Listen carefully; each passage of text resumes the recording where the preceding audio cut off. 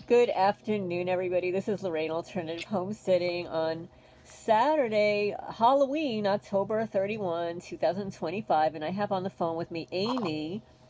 Amy provided her testimony just a few weeks ago. Amy is in Oregon and she is now living in her vehicle. She was living in like an RV or whatever. So she wanted to provide an update about some of the insights that she has about that experience. And so, Amy, how are you doing? I'm doing fine, Lorraine. Thank you for having me on your show.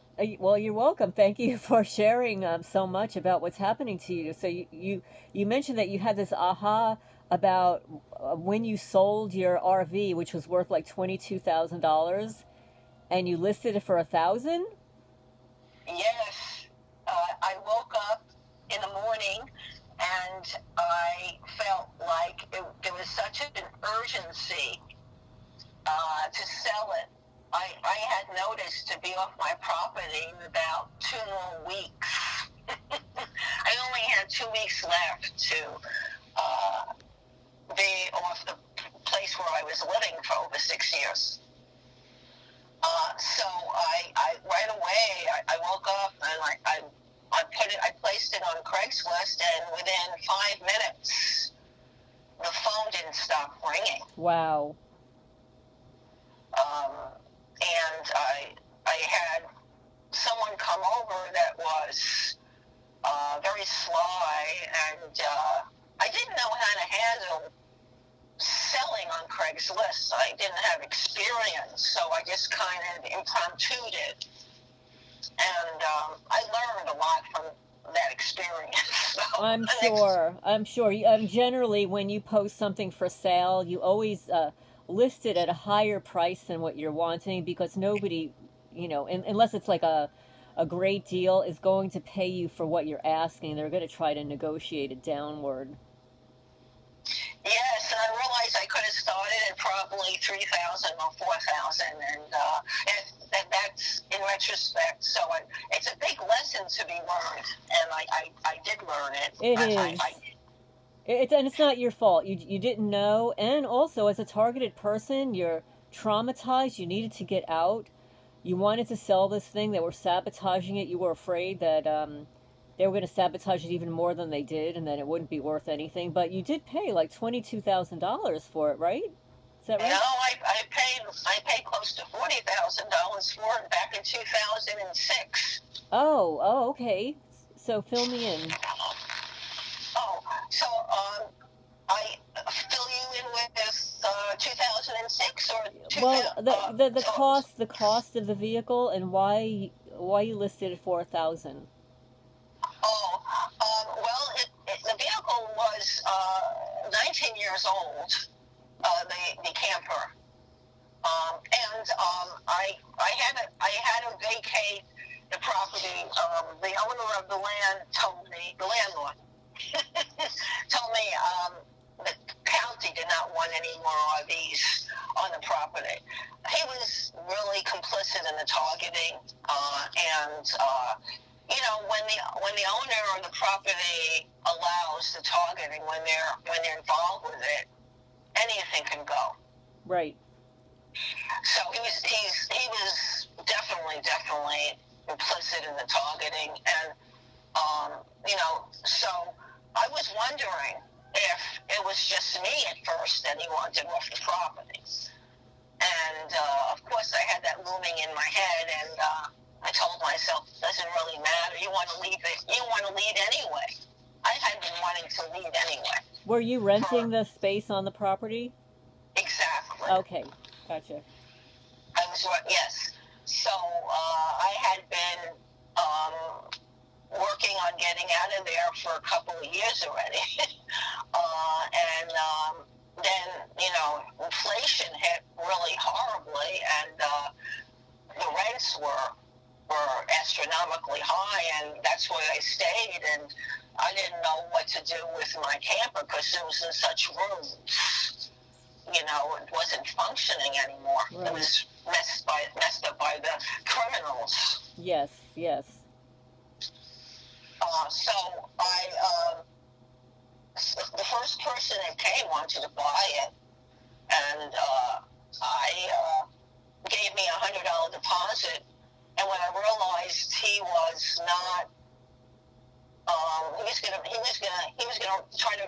chains a little bit, play with me. He didn't know how to get it out of there.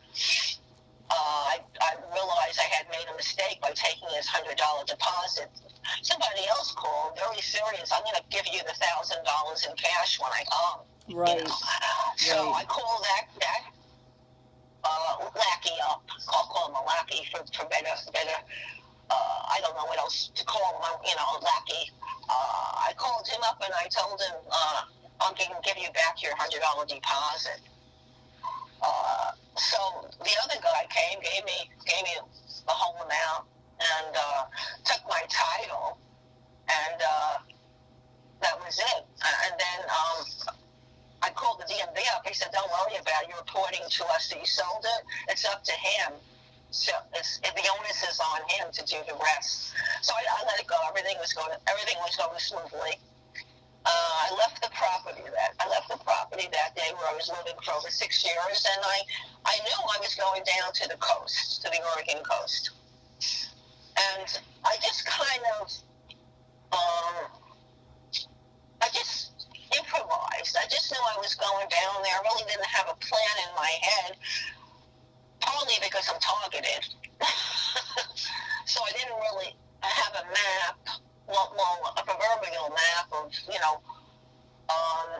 where I was going first. I just headed down there. I knew in the moment what I was doing, but I didn't plan ahead of time.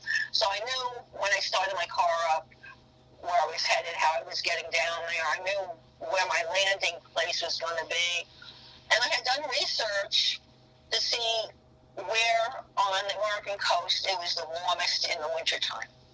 Right. I found that Brookings, which is on the coast, it's the southernmost coast, and it's closest to California. It's right on the border of Oregon and California. So I said, well, they call it, a banana. I forget the whole word, but it's has better weather in the winter, more sunshine, less rain. So I headed down that way to explore it. And what I found was the Oregon coast, they don't have a lot of people in each town city. Some towns have more services than others, more amenities than others. Well, Brookings had a big grocery store, and it had actually two big grocery stores. There's a grocery outlet, which I love, grocery outlet. I don't think there's grocery outlets on the East Coast. They're pretty much on the western part of the country. They started in California. They're franchised. Right. And they have discounts on all kinds of foods there. Usually they're going to expire in less time than if you buy it in the regular grocery store. Yes. Got some great deals. I've always gotten great deals in there. So I was happy there was a grocery outlet there. The words, I don't know, I liked it for some things, and I didn't like it for other things. So I went to the next town north to that, and that was Gold Beach. Now, Gold Beach, they used to mine for gold, like way over 100 years ago. That's why it's called Gold Beach. On the beach, they used to find gold. Isn't that amazing? Right, it is. It really is. I mean, they don't talk much about it anymore because they don't want people digging for gold. The people who know about it are digging, and they don't want other people to know about it. Yeah, so just like Northern California, there's still little spots where you can mine for gold. I'm sure, yeah, I'm sure. And usually it's on people's property that they own. Mm-hmm. Right, yes. Yeah, and that becomes problematic. Yeah, it's sort of like digging for morel mushrooms around here. Some people have them on their property and some people don't. Yes. And so I went up and down the coast a few times, and I'll tell you, one town I really had a lot of aversion to, and that was a town called Tillamook. Tillamook has Tillamook cheese. That's where they make the Tillamook cheese. I think it's pretty national I think the cheese can be found in stores on the East Coast and the Midwest also, and the southern part of the country, the U.S.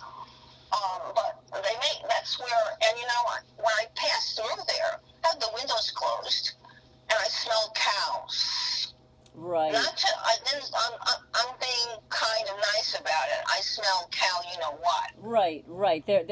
They probably have a lot of cows, and maybe they even have them inside buildings that, you know, yeah, I'm sure.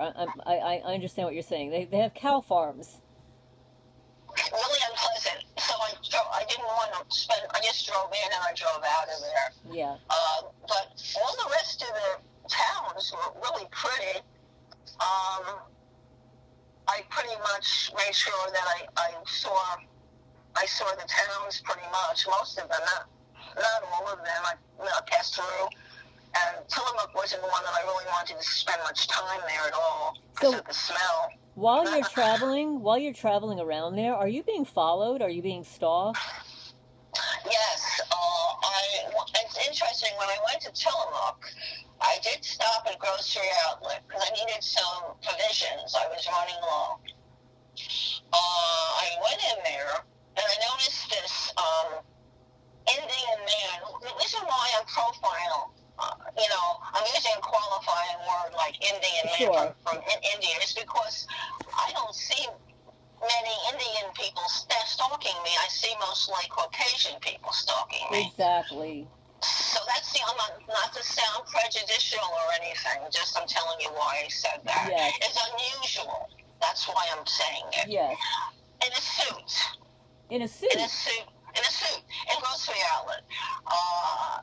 Discount store.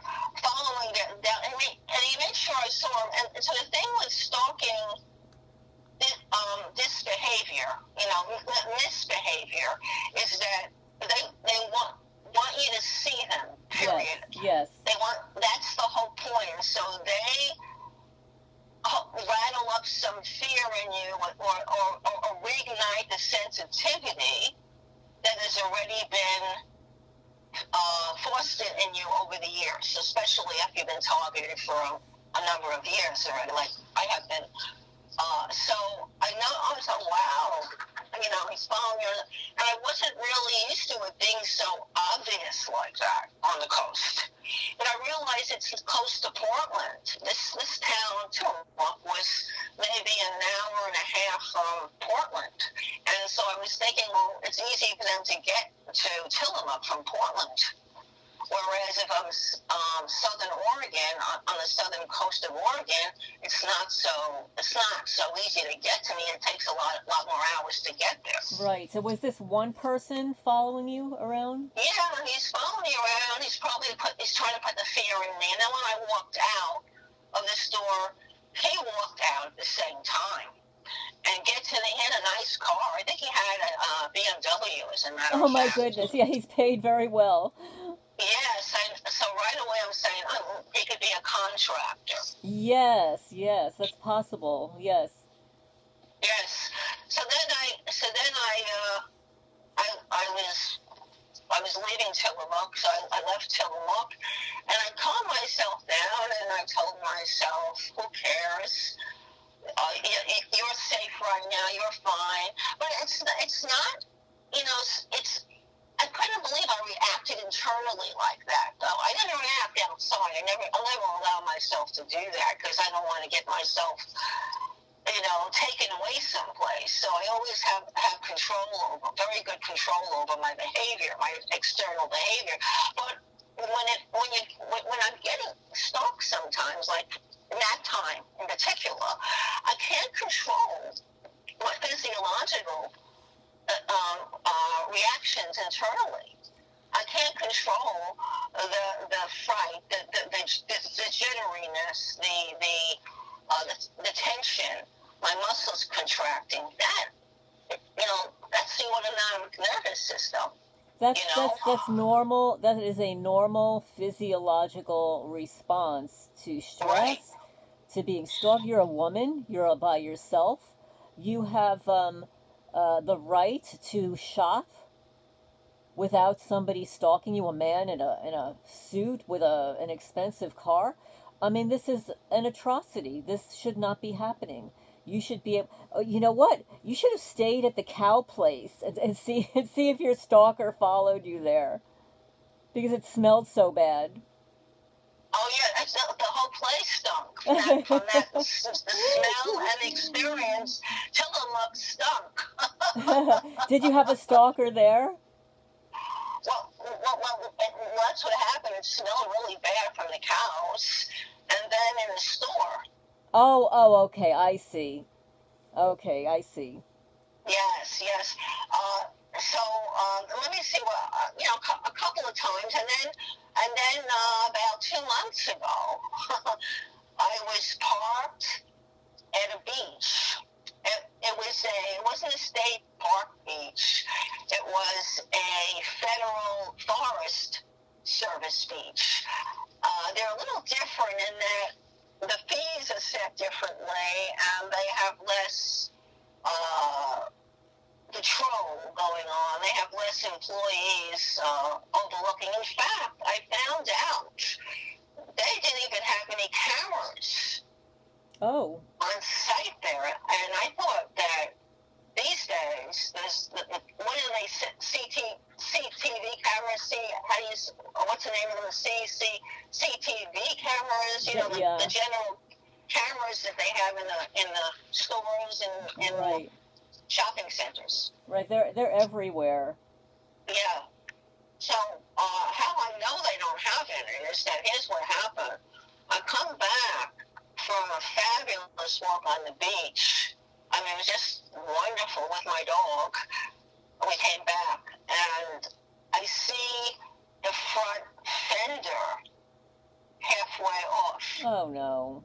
It was hanging off. So there was a motorcyclist coming back to his motorcycle, parked right next to where my car was. And I was in fear then. I was shaken up. So I said to him, look what happened over here. Looks like someone hit me. Yeah. So he came over and says, well, let me see if I can put it back on. So he put it back on as best as he could. However, all the snaps were internal inside there. So couldn't see quite the damage that was done because it was all inside. The whole bumper had to be taken off by a body shop to be able to see what exactly all the fasteners that were missing and the screws that were missing and all that. So he put it on, it never fell off. It has not fallen off in 2 months. He put it on really good, except he couldn't put it on exactly like a puzzle. Like, when you put the pieces of a puzzle together, it looks great. Right. It's like one unit. Well, this doesn't look like one unit. It looks like it's a little off a bit because all the fasteners and the screws are not in there. Right. Inside. So I went to a couple of places, professionals, and I asked them, I said, what do you think? He said, well, the only way you're going to know if you bring it to a collision shop, and they'll charge you to give you an estimate, and they'll let you know what is going on. So I opted not to do that because I know even if I made a claim for my insurance, I have a big deductible, and I still haven't cleared my license yet. I have my old license on my my old address on my driver's license, and so that hasn't been fixed yet. I have to do something with that to get a new address on there. So I didn't want to put myself in a position where I'm going to get in any trouble. So there were a couple of reasons why I didn't get a police report, call the sheriff up and have the sheriff come down, and also I was so freaked out about it. Right. I didn't even take a photo. Right. Of how it looked. Right. You have the expectation that you're going for a walk on the beach or just going for a walk, and depending on how long, 10 minutes, 20 minutes, that you're going to return and your vehicle is going to be exactly the way you left it. But what happens with these criminals, these organized criminals, is that they are literally on you like white on rice, and within 24 hours of buying something new or doing something, they're on it. So as soon as you got out of your vehicle, they were probably right behind you. Well, Lauren, I think what may have happened is that that area was very big on the off-road vehicles, like the vehicles that go on the sand dunes. Yes. So there was a section of the beach where they could not go on. That section I didn't walk on. I went the other way. Well, that morning, when I walked out of my car with my dog, we saw to the left of us a bunch of those in a group. They were in a group, which is common. I've seen them before. I had been to that beach many times, and nothing ever happened. This happened this time, though. I think that it may have been an accident, or they may have been mind controlled, or, like you said, a perp paid them off to do it, because it looked like one of those things. Well, you think about, like, what is the likelihood of something like that happening, like as soon as you arrive, like you've never been here before, you're going for a walk, park your car, and you come back and your car is damaged. Like, what's the likelihood of it happening to you? So, and this is what happens, even like for the subscribers, for the people listening, is, there are life's little breaks. Stuff does happen. However, in the life of a targeted person, stuff happens multiple times a day. And there is no plausible deniability. Like right now, you're justifying, and maybe it did just happen accidentally, but you're justifying that it may have been something else. And this is what targeted people are forced to explain to others, that it may have been something else, when literally you are being stalked, you're being targeted, you're being asset stripped, and they probably sent somebody over there. And whether the person was mind controlled, whether the person was paid to do it intentionally, like, what's the likelihood of your driving to the middle of nowhere to go for a walk and come back and your vehicle's damaged, right? There's not a big likelihood, because people were just there to have fun. I don't think they wanted to vandalize anyone's property or have an accident. Right. With anyone's property. Right. So, we all try to explain it away, and other people will try to explain it away. I've even had people leave comments on my videos explaining away my evidence. Oh, it wasn't this, it was that. And it's like, come on, like, when something is done deliberately, and when something happens naturally. And as targeted people, this is like the key component in what's happening to most of us, is that what's happening to us is not naturally occurring. It's deliberate. Yes, it was deliberate, and I'm sure it was deliberate. I was just looking at other possibilities. Right. But in my heart of hearts, I think it was done deliberately. Yeah, because it's traumatizing. You were traumatized. You're being stalked by a man in a suit with an expensive vehicle, and then you park your vehicle, and you get sideswiped and your fender's off the car. Yeah, and then that vehicle, that off-terrain vehicle, which is three wheels, and it looks like a Jeep, Right. all beefed up, all hot rodded up. Yes. And they go on the sand dunes, and they go really quick. They speed on the sand dune, and they go in groups. They have clubs that get together for however long they stay there. They come in their RVs, as a matter of fact, in their trailers, and they pay. It's not expensive at all to do that, to stay there. Yeah, but precisely when you were there, precisely at the same time that you were there. Yeah. And so all one of those contraptions had to do was just go on that little sidewalk.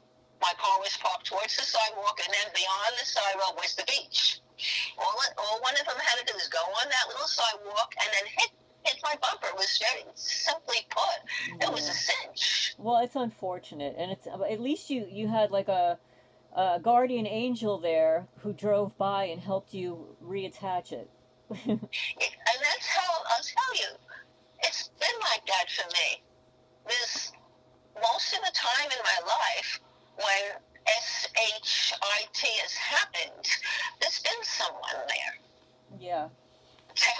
Well, because you're a good person, and this should not be happening to you. Thank you for saying that. Well, it's true. It's true. I know you a long time. Should not be happening to you. It shouldn't be happening to me. It shouldn't be happening to the subscribers. But you know, unfortunately, this is happening to millions of people across the country, and I appreciate you're getting the message out there and telling people how this is affecting you. Yes, and I also observed that when I went into stores, because these are small towns, the population is really small, and they get tourism, and it's the summertime, so tourism was going on. It was the season, and it was amazing how when I went into a store, even maybe the first time, it was as if someone in the store was notified that I was coming in. I got looks, and I'm not imagining it. I got strange looks. I had people following me down the aisles as if I was a thief. Something, you're a woman, so they use sexual innuendo and all that about women. Yes, and so anyway, and then I'll tell you something. I wasn't so much thinking about the perps when I'm living in my car, and I'm on the coast in the summertime. It's very crowded, and which I felt safe about it being crowded. Lots of people visiting from all over Canada, every state in the country, because it's a beautiful place to live. I mean, the views are magnificent. The ocean and the sea stacks, which are the big rocks on the beach and in the water, just fabulous. I mean, you just get high looking at it. You just feel it lifted my vibrations so high, that I forgot about that I was targeted. Right. That is good. That's excellent. Yes. So what I was saying, I was thinking more about my safety regarding people in general. Wasn't thinking of the criminals that are targeting me. I was thinking about, just generally speaking, everyone else, which tells me I was feeling normal. Right. Like a woman alone traveling with her beloved dog in a car, and kind of just, not being stupid about it, being overly cautious, knowing when I park who's next to me, when I get out of the car with my dog, looking around, seeing who's around me. How large of a dog do you have? I have a 40-pound dog. Okay. I'm not familiar with dog breeds so much, but, is it the type of dog where if somebody were bothering you that it would attack them? No. Okay. Just the opposite. She'd probably jump on their leg out of friendliness. Okay. Oh, so you've got a cute little friendly dog. I have a very affectionate dog who is very mild-mannered and meek, M-E-E-K, and just loves people, loves kids, has a high prey drive because she's a bird dog. Okay. And so on the beach, she would chase the birds. And she got better at it each and every time. And by the end of the summer, Lorraine, oh no, there was some trouble. She was catching birds. She catch the seabirds fly. They fly, they're very fast, and they can hang out on the waves. They're like surfing on the waves almost. And she would get them before they could go out too far. Towards the end of the summer, she got very proficient at this. Wow. And what happened was, I got very frightened.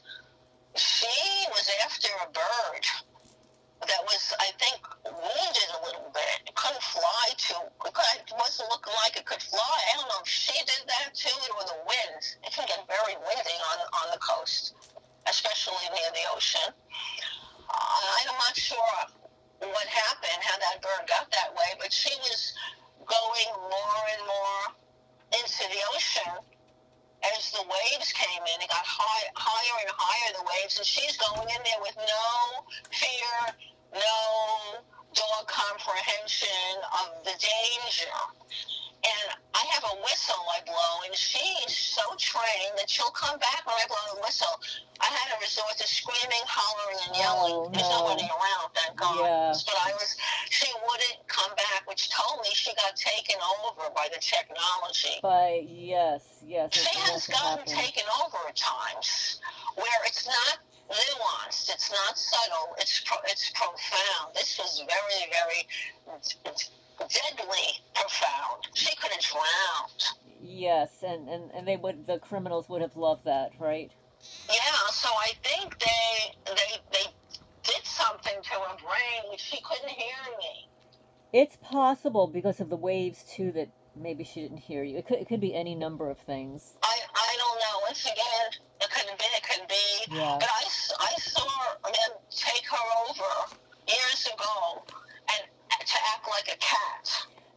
Yes. And she scratched my seats to smithereens, my car seats. Yes. Like a cat. That's not normal dog behavior. No. Well, you know that Jose Delgado, that psychopath, mad scientist, with the bull experiment and stuff. A charging bull the bull was implanted, and he would cause the bull to stop. So this technology for controlling animals has been around for decades and decades, and I've heard from so many people who their dogs and cats will stop urinating or pooing or whatever outside and do it in the house or do it on a chair.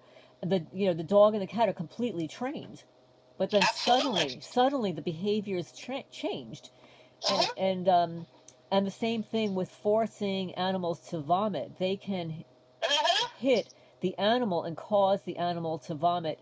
She's done that. On contact, yes. Yes, in fact, Lorraine, when I picked her up when she was 8 weeks old and was taking her with me to her forever home with me, she became my daughter, I became her mom. Within 10 minutes of me having her, she threw up. I believe it. This is not... The criminals wanted to let me know. Yes. They already had their octopus claws somehow connected to her. Well, you know how they... Without my consent, without my authorization, just went ahead and did it ruthlessly, criminally, psychopathically. Yes. The way they gather our DNA, they can also gather the DNA of your animal surreptitiously, and they can also covertly implant the animals and then manipulate the implant in the animal, and you would probably not even know that it has one. Exactly. I don't let her out of my sight. Yes. She's always with me. She's always with me because my other dog, which was murdered by the perps, her life was shortened, for sure. I'm positive about it, from all the malicious things that were done to her health. Because I left my other dog, my canine son, who passed away about 3 years ago, I left him in the car so much. And I used to go out and do things. Made my mind up when he was having so many health issues that the next dog that I had, I would never leave the dog alone. So I made my baby who I have now, she's 4.5. I made her from the get-go. I trained her. When I took her home that day, I started training her to be a service dog. Oh, good. She has a vest. She has a certificate.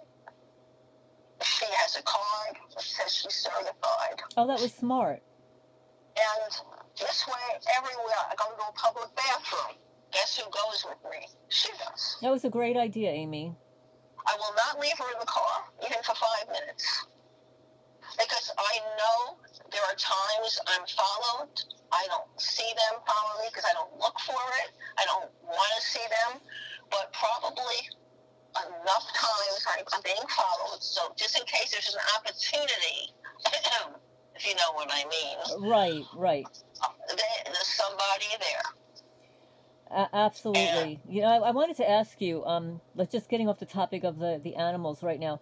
When we posted your last video, your last testimony, several people contacted me about getting in touch with you. Did anything materialize? Remember that? I gave you the names of some people. Yes. Somebody... No, no one has contacted me. Okay. Even that person on Quora that I gave you the information? I didn't look into that one. I think we had a little correspondence about that. Okay, right. No, I was just curious if anybody else reached out to you. No, I would love that. Okay. Of course, I want to not have to drive my car so much around. I like to be in a place where there's another TI or more than one TI and feel safer and have contact and socialize and break some of the isolation of being all alone. Yeah. Thank the Lord, Lorraine, that I have my dog. Yes. Because she breaks the isolation. And it's too bad the criminals don't want her around. It's too bad. But I'll tell you one other thing, which may be very true. I think the criminals can see out of her eyes too. They will. Now, I don't have the technology to confirm or deny this, but I do know that every time I get a new animal, a kitten, they have harmed the eyes of the kittens. And one kitten was living in my house, brought the kitten into the cat's building, and literally overnight they damaged the left eye.